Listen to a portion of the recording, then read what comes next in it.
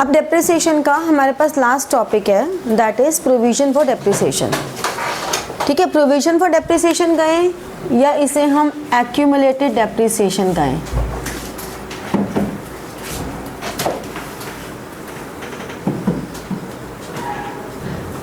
This is one and same thing, accumulated depreciation. ठीक है, इसका मतलब क्या हुआ कि हम डेप्रिसिएशन को अभी तक क्या करते थे, हम एंट्री क्या कर रहे थे, depreciation account debit to asset account, मतलब असेट्स की वैल्यू डिक्रीज कर रहे थे। लेकिन when we prepare provision for depreciation or accumulated depreciation, one and same thing, we prepare a separate account for charging depreciation and the value of asset, the cost of asset remain same। ठीक है, ये topic आपका बहुत important इसलिए भी है because 12th में जब एक चैप्टर है हमारा कैश फ्लो स्टेटमेंट, जब हम वो चैप्टर करते हैं तो इसका बहुत यूज़ है, मतलब ये इम्पॉर्टेंट टॉपिक होता है हमारे लिए। तो अगर 11th में हम इसको स्किप कर देते हैं तो 12th में फिर परेशानी आती है, तो इसलिए दिस इज़ इम्पॉर्टेंट। ठीक है, तो अब ये करते कैसे हैं, इसमें सबसे पहली बात क्या ध्यान रखनी है, असेट अकाउंट is prepared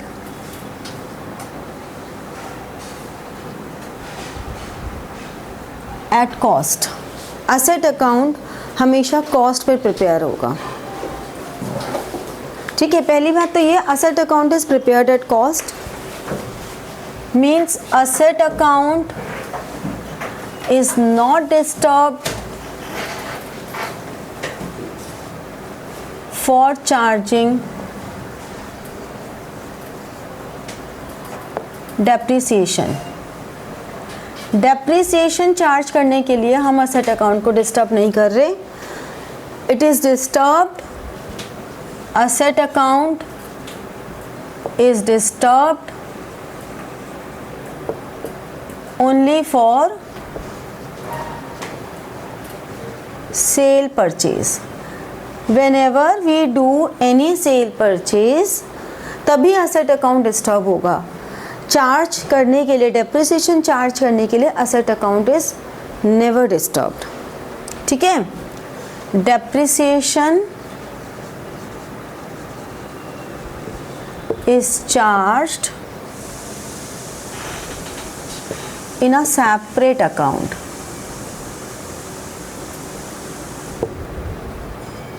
और वो सेपरेट अकाउंट कौन सा है, प्रोविजन फॉर डेप्रिसिएशन या एक्यूमुलेटेड डेप्रिसिएशन।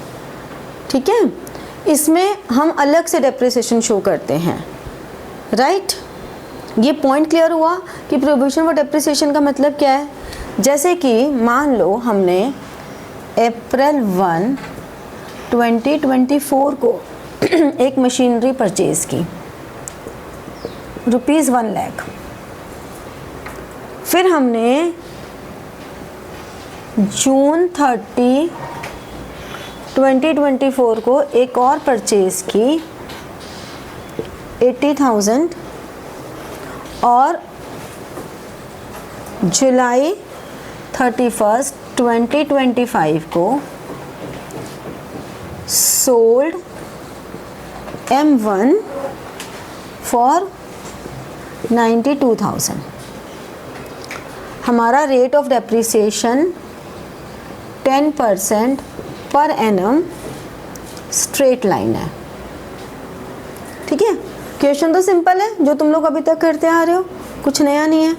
बट जब हम अकाउंट बनाएंगे तो एक हमने बनाया मशीनरी अकाउंट जो कि एट कॉस्ट होगा। ठीक है, और एक हमने बनाया प्रोविजन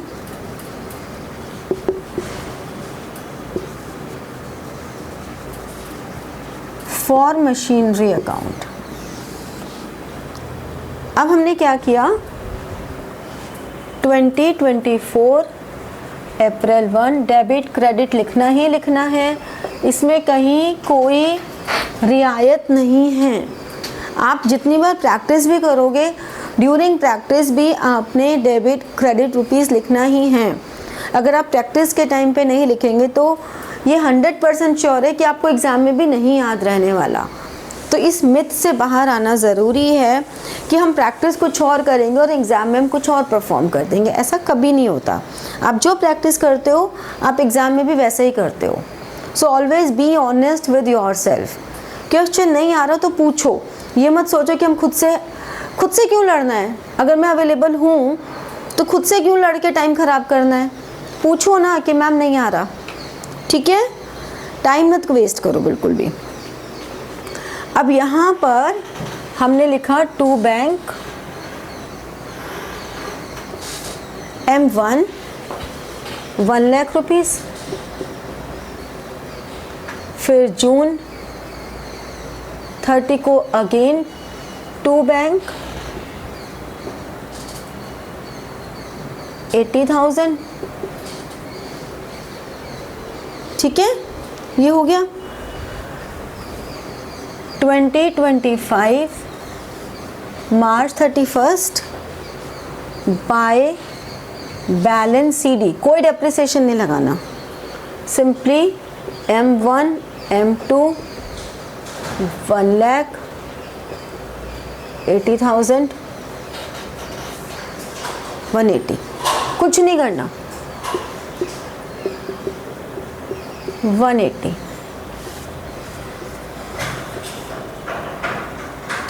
180, ठीक है, कुछ नहीं करना। फिर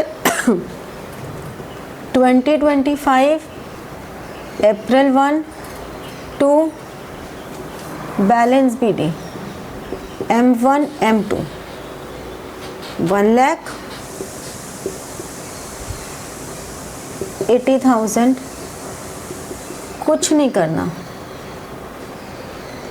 एज इट इज चल रही है। बट 2025 मार्च 31 का डेप्रिसिएशन तो लगना ही है ना, तो ऊपर लगाने के बजाय हम यहाँ लगा देंगे बाय डेप्रिसिएशन। जो हम ऊपर लिख रहे थे वो हम यहाँ लिख देंगे, M1 और M2। भाई ऊपर भी तो हम क्रेडिट साइड में लिख रहे थे, यहाँ पे भी क्रेडिट साइड में लिख देंगे, बस एक सेपरेट अकाउंट में लिख दिया। कितना, पहले वाले का पूरा 10,000 और दूसरा वाले का 9 मंथ का लगेगा, कितना लगेगा 6,000, पूरे साल का 8,000 है तो 9 मंथ का 6,000 हो गया ना। तो ये आ गया 16,000। समझ में आया, क्लियर हुआ, शौर्य पक्का बोल तो देता है, आ गया।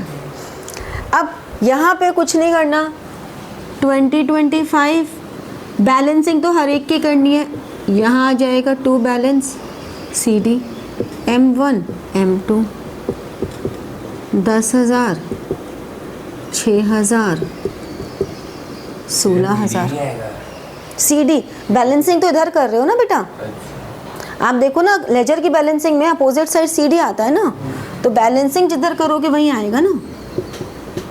16,000 और अगले साल क्या करोगे, 2025 अप्रैल 1 by balance BD M1 M2 M1 10,000 M2 6,000 16,000।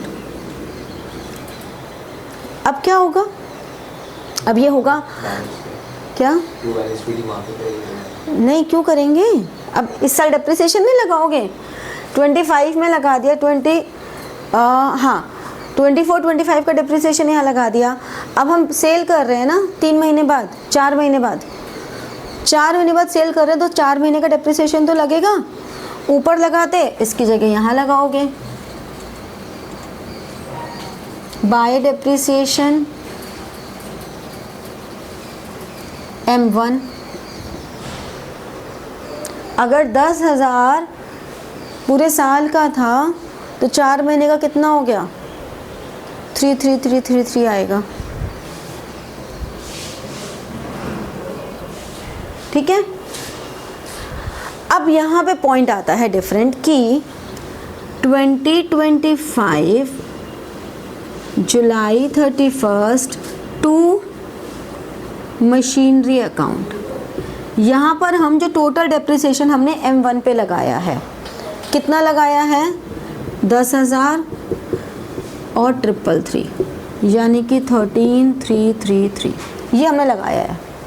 तो instead of charging depreciation in every year in machinery account, हम इस मशीनरी अकाउंट में एक साथ वो डेप्रिसिएशन डाल देंगे जब मशीन सेल होगी।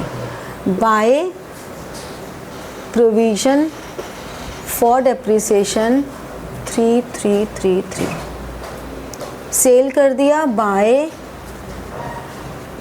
Bank account M1 92,000। अब बुक वैल्यू कैसे निकलेगी? Book value is cost minus depreciation, 1 lakh minus 13,333 कितनी हो गई? 86,667। और हमने बेची कितने में है? 92 में। तो प्रॉफिट हो गया। तो हम यहाँ लिख देंगे जुलाई 31 टू गेन ऑन सेल कितना? 5,333। समझे? अब जो मशीन बची उस पर depreciation 2026 March 31 bye depreciation M2 पे पूरा 8,000। अब तुम देख रहे हो, इसीलिए इसको हम स्ट्रेट लाइन में ही यूज़ कर पाते हैं। रिटर्न डाउन में तो कैसे करेंगे? रिटर्न डाउन में तो हमें हर साल रिटर्न डाउन वैल्यू चाहिए ही ना। तो provision for depreciation return down में तो लगा ही नहीं सकते हम। प्रोविजन फॉर डेप्रिसिएशन हो रहा है तो हमें स्ट्रेट लाइन मेथड में अप्लाई कर सकते हैं। होने को रिटर्न डाउन में भी हो जाता है, बट आप लोगों को नहीं करना है क्योंकि that will be very complicated. यहाँ पर कुछ नहीं होगा। 2026 March 31 balance CD M2 as it is 80,000 था ना, 80,000 आ जाएगा क्योंकि ये तो नेट कॉस्ट बना रहे हैं, इसमें कॉस्ट ही रहेगी हमेशा। ठीक है। और यहाँ पे 2026 मार्च 31 बैलेंस CD M2 का ही रहेगा। M1 तो ख़त्म हो गया ना। M1 का देखो 10,000 ये था और 4 × 3 ये था, तो ये तो हमने डेबिट करके क्लोज कर दिया ना। M1 तो क्लोज हो गया। M2 6,000 ये और 8,000 ये, 14,000। आई बात समझ में थोड़ी? तो इस तरह से ये हमारा provision for depreciation separate account बन गया और एसेट अकाउंट अलग से बन गया। एसेट अकाउंट में कहीं कोई ट्रांजैक्शंस जब तक सेल परचेज नहीं होगी तब तक सब एज इट इज चलता रहेगा, जैसे कि इसमें चल रहा था। ठीक है। असेट पे ही लग रहा है, लेकिन उसके लिए हम अलग से देखो बना तो प्रोविजन फॉर मशीनरी रहे हैं। Provision for depreciation on machinery account है ये, provision for depreciation on machinery account. तो लगा तो उसी पे रहे हैं, बस हर बार मशीनरी अकाउंट को डिस्टर्ब ना करके हम एक सेपरेट अकाउंट प्रोविजन बनाते चले जा रहे हैं। ठीक है। जुलाई 31 टू मशीनरी अकाउंट की एंट्री कैसे होगी? ये हमारा total depreciation from the date of purchase to date of sale. Date of purchase to date of sale हमने टोटल 10,000 ये वाला और 3,333 ये वाला टोटल डेप्रिसिएशन जो हमने लगाया वो एक साथ कर दिया। ठीक है, समझे? चलो नोट डाउन करो। तो like, share and press the bell button for getting your notifications and comment. ठीक है, थैंक यू।